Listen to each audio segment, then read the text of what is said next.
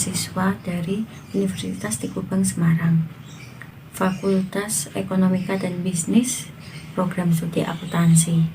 Saya di sini akan menjelaskan sebuah materi yang telah saya pelajari tentang peran auditor internal dalam pencegahan dan deteksian kecurangan. Fenomena apa sih yang berkaitan dengan kecurangan? Di sini saya mengambil contoh kecurangan korupsi di Indonesia. Korupsi menjadi sorotan utama publik di Indonesia, sudah terjadi berulang kali pada sistem penyelenggaraan pemerintah. Pada tahun 2015, hasil laporan tahunan dari KPK menunjukkan bahwa KPK berhasil melakukan operasi tangkap tangan sebanyak 5 kali. Salah satunya kasus korupsi pada proyek EKTP yang dilakukan oleh Ketua DPR pada waktu itu sekaligus Ketua Umum Partai Golkar, yaitu Setia Novanto atau yang biasa kita silat dengan Setnov. Menurut Jaksa Penuntut Umum, anggaran awal itu sebesar 5,9 triliun dan negara mengalami kerugian sebesar 2,3 triliun. Uang tersebut diduga mengalir ke beberapa pihak, diantaranya ada anggota DPR, penjabat kementerian, dan beberapa pengusaha terkait pengadaan EKTP. Dari fenomena tersebut, sebenarnya telah memberikan beberapa gambaran atas faktor utama seseorang melakukan kecurangan. Anggota DPR dan penjabat kementerian misalnya melakukan korupsi. Faktor umumnya adalah kapabilitas atau kemampuan, dianggap sebagai faktor utama pemicu terjadinya korupsi di kalangan penjabat elit. Adalah kesejahteraan anggota DPR, penjabat kementerian yang dijamin oleh negara, dan dengan adanya opportunity pada saat merancang RAPBN yang menjadi peluang atau kesempatan bagi pelaku untuk mengambil keuntungan, dan sistem pengendalian yang tidak terstruktur dan tidak rapi menimbulkan celah korupsi oleh penjabat. Singkatnya pelaku korupsi bermula dari adanya peluang dan adanya sifat rakus dan memiliki kemampuan untuk melakukan tindakan kecurangan, dan ditambahnya dengan hukuman di Indonesia yang tidak memberikan efek jerah pada pelaku kejahatan, terutama di sini kita bahas adalah kecurangan dalam korupsi. Lalu selanjutnya materi yang saya pelajari adalah Frank Diamond.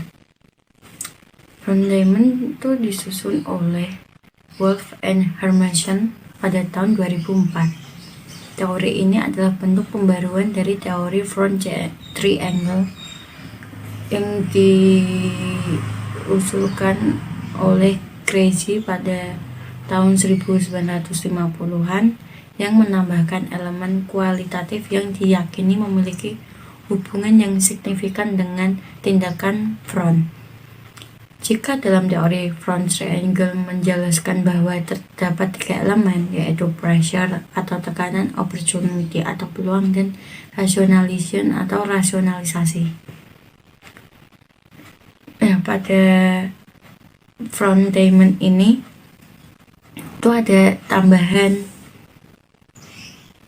elemen kualitatif, yaitu capability atau kapasitas. Kapasitas itu kemampuan. Di sini saya akan menjelaskan satu persatu. Yang pertama adalah tekanan atau pressure, yaitu memotivasi seseorang untuk melakukan kecurangan yang bisa saja disebabkan oleh tuntutan gaya hidup, kekurangan uang, dan ketidakpuasan kerja. Kecurangan ini bisa bersifat eksternal maupun internal. Tekanan internal ini misalnya seperti beban utang, keserakahan, gaya hidup mewah, dan lain-lain. Sedangkan pressure internal itu seperti dalam bentuk beban kerja yang terlalu tinggi atau kesibukan yang terlalu padat untuk mencapai target finansial perusahaan. Lalu yang kedua adalah rasionalisme atau pembenaran. Ini itu merupakan sikap, karakteristik atau sistem nilai yang digunakan oleh pelaku kecurangan dengan cara mencari pembenaran atas perbuatan kecurangannya tersebut. Lalu yang ketiga adalah kesempatan, yaitu situasi yang membuka kesempatan atau peluang bagi pelaku secara leluasa untuk dapat melakukan sesuatu tidak kecurangan. Hal ini terjadi karena pengendalian internal perusahaan yang lemah, ketidakdisiplinan, tidak adanya mekanisme audit, kurangnya pengawasan, dan penyalahgunaan wewenang. Ketiga elemen tersebut dalam teori von Diemen mengalami penambahan yang tadi adalah capability atau kemampuan. Diartikan sebagai suatu kemampuan atau kelebihan seseorang dalam memanfaatkan keadaan yang melingkupinya, yang mana kemampuan ini lebih banyak diarahkan pada situasi untuk mengelabui. Ini adalah materi komponen pengendalian internal. Komponen pengendalian internal ada 5 komponen, yaitu lingkungan pengendalian, penilaian resiko, aktivitas pengendalian, informasi dan komunikasi, dan pemantauan. Kita bahas satu-satu. Yang pertama adalah lingkungan pengendalian, merupakan fondasi semua komponen pengendalian internal yang menyediakan disiplin dan struktur. Lingkungan pengendalian memiliki 7 komponen lagi, yaitu integritas dan nilai-nilai etika, komitmen pada kompetensi, filosofi dan pengoperasian, struktur organisasi, dewan komisaris dan direksi, dan komite audit yang efektif, dan pelimpahan wewenang dan tanggung jawab, dan yang terakhir adalah kebijakan dan prosedur kepegawaian. Lalu poin kedua adalah penilaian resiko. Penilaian resiko adalah identitas, analisis, dan manajemen resiko entitas yang relevan dengan penyusunan laporan keuangan yang disajikan secara wajar sesuai prinsip-prinsip akuntansi yang berlaku pada umumnya. Proses penilaian resiko entitas harus memperhatikan keadaan serta kejadian internal dan eksternal yang dapat sangat mempengaruhi kemampuan dalam pencatatan, memproses, dan melaporkan data keuangan yang konsisten dengan asersi manajemen dalam laporan keuangan. Penilaian risiko oleh manajemen juga harus mempertimbangkan risiko. Identifikasi risiko meliputi pengujian terhadap faktor-faktor eksternal seperti perkembangan teknologi, persaingan, dan perubahan ekonomi. Faktor internalnya diantaranya kompetensi karyawan, sifat dan aktivitas bisnis, dan karakteristik pengelolaan sistem informasi. Sedangkan analisis risiko meliputi mengestimasi signifikan risiko, menilai kemungkinan terjadinya risiko, dan bagaimana mengelola risiko. Dan poin ketiga, aktivitas pengendalian. Aktivitas pengendalian merupakan kebijakan dan prosedur yang dikembangkan oleh manajemen untuk mengantisipasi risiko yang dapat menghalangi entitas mencapai tujuan. Aktivitas pengendalian ini memiliki berbagai tujuan dari diaplikasikannya pada berbagai tingkat fungsional dalam sebuah entitas. Meskipun aktivitas pengendalian dapat dilaksanakan baik secara manual maupun dengan komputer, namun saat ini penggunaan telah semakin meluas, di mana pengendalian yang berkomputerisasi lebih sering digunakan untuk beberapa tujuan.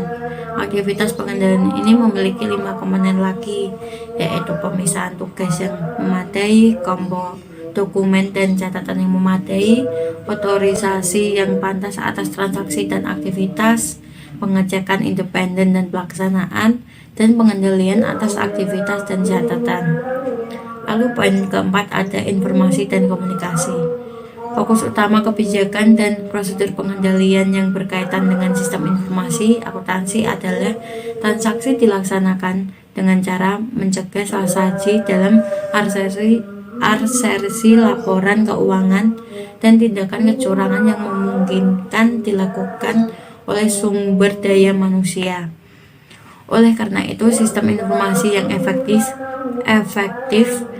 dapat memberikan keyakinan yang memadai bahwa transaksi yang dicatat adalah sah, telah diotorisasi, telah dicatat, telah dinilai dengan wajar, telah dicatat dalam periode seharusnya, dan telah dimasukkan ke dalam buku pembantu, dan telah diringkas dengan benar. Komunikasi mencakup penyampaian informasi kepada semua personil yang terlibat dalam pelaporan keuangan tentang bagaimana mereka berkaitan dengan pekerjaan orang lain, baik yang berada di dalam maupun di luar organisasi. Komunikasi ini mencakup sistem pelaporan penyampaian pihak yang lebih tinggi dalam entitas, pedoman kebijakan, pedoman akuntansi, dan pelaporan keuangan, juga daftar akun yang juga merupakan bagian dari komponen informasi dan komunikasi dalam pengendalian internal. Dan yang terakhir nih adalah komponen pemantauan. Pemantauan merupakan suatu proses yang menilai kualitas kinerja pengendalian intern pada suatu waktu. Pemantauan dapat dilakukan melalui aktivitas terus-menerus atau evaluasi terpisah. Prosedur pemantauan yang terus-menerus dilakukan terhadap aktivitas rutin yang normal terjadi dalam sebuah entitas serta mencakup aktivitas manajemen pengawasan yang biasa. Sebagai contoh nih, dalam beberapa entitas, auditor internal secara teratur menyediakan informasi tentang berfungsi tidaknya sistem pengendalian internal dengan berfokus pada evaluasi desain atau operasi pengendalian internal. Evaluasi terpisah adalah penilaian periodik atas semua atau sebagian pengendalian internal, sedangkan evaluasi tersebut dapat dilakukan oleh personel internal atau oleh pihak luar seperti kantor akuntansi publik. Lalu peran internal auditor dalam mencegah dan mendeteksi kecurangan. Saya bahas satu persatu ya. Saya akan membahas tentang peran auditor dalam mencegah kecurangan dulu. Ada 4 cara, yaitu membangun struktur pengendalian intern yang baik, mengefektifkan aktivitas pengendalian, meningkatkan kultur organisasi, dan mengefektifkan fungsi internal audit. Yang pertama, membangun struktur pengendalian intern yang baik agar keamanan harta perusahaan terjamin dan kegiatan operasi berjalan lancar dengan efektif dan efisien. Manajemen perlu mengadakan struktur pengendalian intern yang baik dan efektif untuk mencegah kecurangan. Terdapat 5 komponen pengendalian intern yang saling terkait, yaitu lingkungan pengendalian, penaksiran risiko, standar pengendalian, informasi, dan komunikasi. Lalu poin kedua adalah mengefektifkan aktivitas pengendalian. Review kinerja aktivitas pengendalian ini mencakup review atas kinerja sesungguhnya dibandingkan dengan anggaran dan perakiraan. Pengendalian informasi, berbagai pengendalian dilaksanakan untuk mencegah ketepatan, kelengkapan, dan otorisasi transaksi. Lalu poin ketiga ada meningkatkan kultur organisasi. Dapat dilakukan dengan mengimplementasikan prinsip-prinsip good corporate governance yang saling terkait satu sama lain, agar dapat mendorong kinerja sumber-sumber perusahaan bekerja secara efektif dan efisien. Dan yang terakhir ini cara mencegah kecurangan itu dengan mengefektifkan fungsi internal audit. Walaupun internal audit tidak dapat menjamin bahwa kecurangan tidak akan terjadi, namun dia harus menggunakan kemahiran jabatannya sehingga diharapkan mampu mendeteksi terjadinya kecurangan dan dapat memberikan sasaran yang bermanfaat kepada manajemen untuk mencegah terjadinya kecurangan tersebut. Lalu ada peran internal auditor dalam pendeteksian kecurangan. Adanya resiko terjadinya mengharuskan internal auditor untuk menyusun tindakan pencegahan untuk menangkal terjadinya kecurangan sebagaimana diuraikan dalam bagian sebelumnya. Pada awalnya, kecurangan ini akan tercermin melalui timbulnya karakteristik tertentu, baik yang merupakan kondisi atau keadaan lingkungan maupun perilaku seseorang. Karakteristik yang bersifat kondisi tertentu atau perilaku seseorang itu disebut dengan red flag atau indikator, atau yang biasa disebut dengan indikator kecurangan. Meskipun timbulnya red flag tersebut tidak selalu merupakan indikasi adanya kecurangan, namun red flag ini biasanya selalu muncul di setiap kasus kecurangan yang terjadi. Pemahaman analisis lebih lanjut terhadap red flag tersebut dapat membantu langkah selanjutnya untuk memperoleh bukti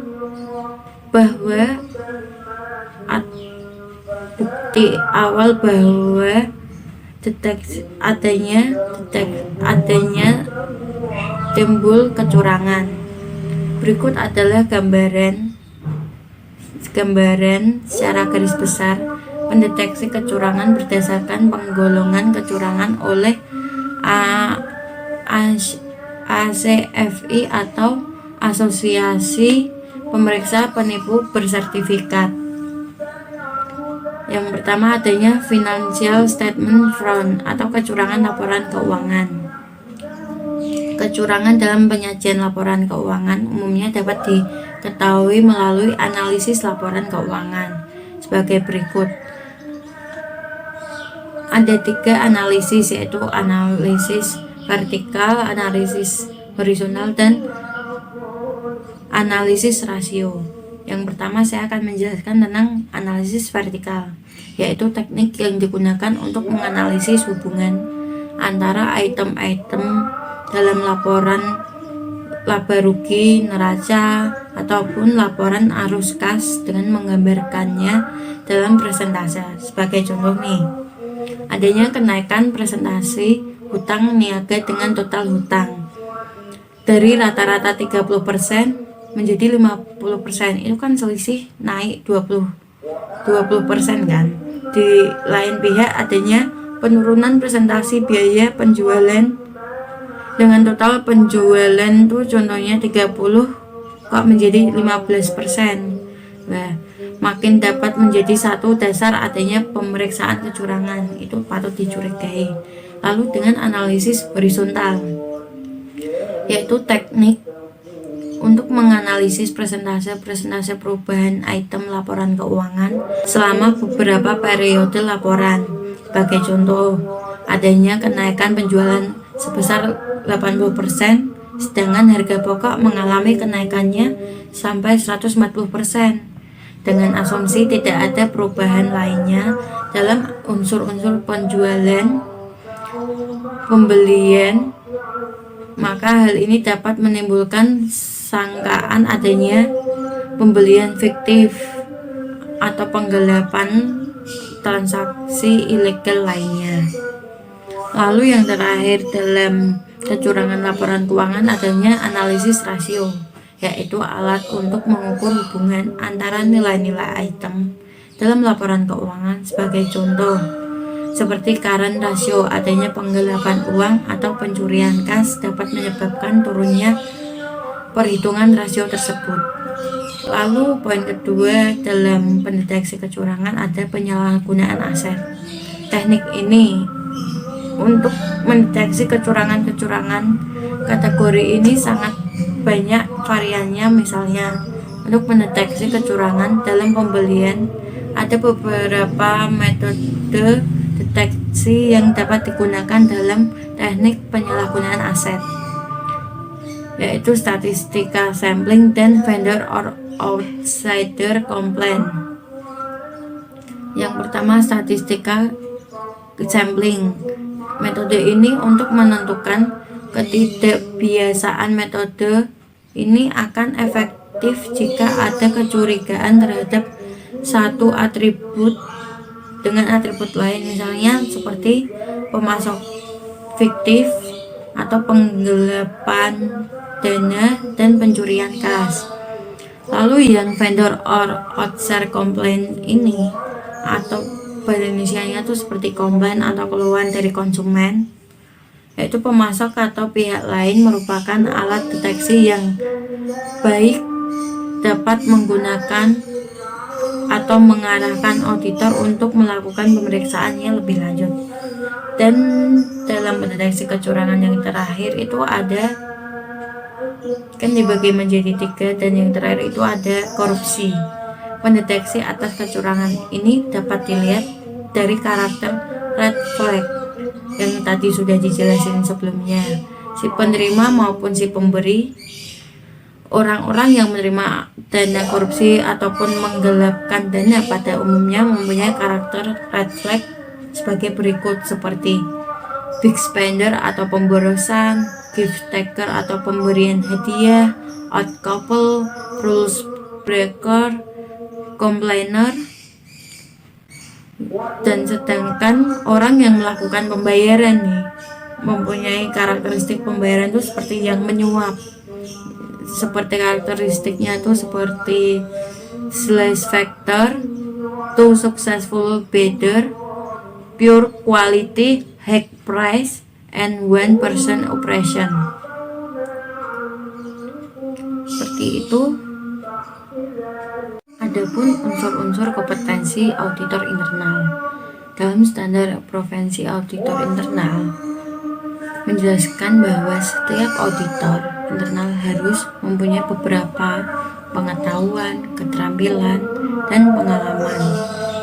Seperti pertama nih, pengetahuan nih, staf auditor internal secara kolektif harus memiliki pengetahuan dan keahlian yang diperlukan untuk mempraktikkan profesi dalam organisasinya. Setiap tahun harus dilakukan analisis atas kombinasi pengetahuan dan keahlian tersebut agar dapat mengidentifikasi peluang-peluang untuk melakukan pengembangan profesi secara berkelanjutan. Mereka mengawasi atau outsourcing seperti keahlian untuk mempraktikkan standar profesi auditor internal, prosedur dan teknik yang dibutuhkan dalam pelaksanaan tugas. Keahlian berarti kemampuan untuk menerapkan pengetahuan pada situasi yang dihadapi dan untuk menangani tanpa memerlukan bantuan dan riset teknik yang mendalam. Lalu ada keterampilan nih. Keterampilan auditor internal harus mempunyai keterampilan dalam berhubungan dengan orang lain dan berkomunikasi secara efektif. Auditor internal harus memahami hubungan antara individual dan menjaga hubungan untuk memuaskan dengan klien B ataupun klien A. Auditor internal dapat mempunyai keterampilan dalam berkomunikasi secara lisan maupun tulisan, sehingga mereka dapat dengan jelas dan efektif menyampaikan berbagai permasalahan seperti tujuan penugasan, evaluasi, kesimpulan, dan rekomendasinya. Lalu ada pengalaman. Nih, auditor internal itu harus memiliki pemahaman prinsip-prinsip manajemen sangat dibutuhkan untuk mengenali dan mengevaluasi materialitas dan signifikansi dari penyimpangan terhadap praktik bisnis yang sehat. Pemahaman berarti kemampuan untuk menerapkan pengetahuan yang luas terhadap situasi yang mungkin dihadapi nantinya untuk mengenali adanya penyimpangan yang signifikan dan untuk dapat melakukan riset yang diperlukan agar mendapatkan solusi yang memadai. Bertanggung jawab. Fungsi audit internal harus menetapkan kriteria yang cocok mengenai pendidikan dan pengalaman yang dibutuhkan untuk mengisi posisi auditor internal, dan dengan mempertimbangkan ruang lingkup pekerjaan dan tingkat tanggung jawabnya, harus memperoleh keyakinan yang memadai atas kualifikasi dan keahlian para calon auditor internal. Dan materi terakhir yang saya pelajari yaitu kompetensi internal auditor, bahwa auditor internal harus memiliki pengetahuan, keterampilan, dan kompetensi lainnya yang dibutuhkan untuk melaksanakan tanggung jawab perorangan. Fungsi audit internal secara kolektif harus memiliki atau memperoleh pengetahuan, keterampilan, dan kompetensi lainnya yang dibutuhkan untuk melaksanakan tanggung jawab. Menurut Institute of International Auditor pada tahun 2010 menjelaskan bahwa kompetensi terbagi menjadi 3, yaitu kompetensi umum, keterampilan perilaku, dan keterampilan teknis. Yang pertama saya bahas adalah kompetensi umum. Kompetensi umum terdiri dari keterampilan yang khusus untuk melakukan tugas tertentu, untuk meliputi kemampuan untuk berkomunikasi, mengidentifikasi masalah, dan kemampuan untuk menyelesaikan, serta kemampuan untuk mempromosikan nilai audit internal. Dan poin kedua yaitu keterampilan perilaku. Keterampilan perilaku terdiri dari pengelolaan tindakan sendiri terhadap orang lain yang dapat dinilai dengan standar yang dapat diterima secara umum, yang meliputi kerahasiaan, objektivitas, dan komunikasi. Dan poin terakhir ada keterampilan teknis. Keterampilan teknis terdiri dari penerapan hal-hal yang pokok atau istilah-istilah dalam bidang tertentu yang meliputi pemahaman akan bisnis, menganalisis risiko, dan mengendalikan teknis penilaian, serta mengidentifikasi jenis pengendalian. Mungkin itu dulu yang dapat saya sampaikan. Kurang lebihnya saya memohon maaf jika ada salah kata atau perilaku. Sekian presentasi atau penjelasan yang saya pahami tentang materi yang saya pelajari. Kurang lebihnya saya mohon maaf. Assalamualaikum warahmatullahi wabarakatuh. Audio Jungle.